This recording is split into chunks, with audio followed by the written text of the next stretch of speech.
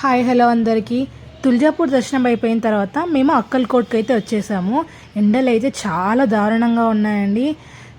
ఇక్కడ అక్కల్కోట్లోని లోకల్ తుల్జా భవానీ టెంపుల్కి అయితే వచ్చేసాము. తుల్జాపూర్ నుంచి అక్కల్కోట్ రావడానికి 64 కిలోమీటర్స్, 1 అవర్ 30 మినిట్స్ జర్నీ అయితే పడుతుంది.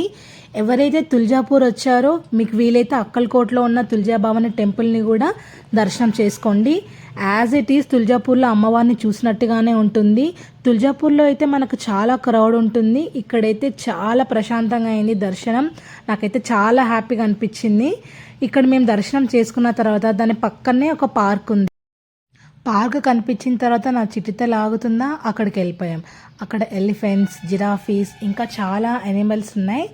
చాలా పిల్లలు అయితే చాలా బాగా ఎంజాయ్ చేస్తారు. ఇది పార్క్ లోపల వ్యూ. చాలా బాగుందండి వ్యూ అయితే. నాకైతే చాలా బాగా అనిపించింది.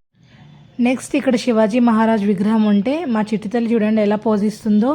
పార్క్ అయితే నిజంగా చాలా ఎంజాయ్ చేయొచ్చండి. ఇది క్రొకడైల్ సీట్, అది చూడండి ఎలా కూర్చుందో. ఆ తర్వాత మేము స్వామి సమర్ టెంపుల్కి అయితే బయలుదేరిపోయాము. అది జస్ట్ 1.2 కిలోమీటర్స్ దూరంలోనే ఉంటుంది. మనమైతే టెంపుల్లోకి ఎంటర్ అయిపోయామండి. దత్తాత్రేయ స్వామి అవతార పరంపరలో స్వామి సమర్థులు ఒకరు. ఆయన సర్వశక్తిమంతుడైన దత్తాత్రేయుని 4వ అవతారంగా పరిగణిస్తారు.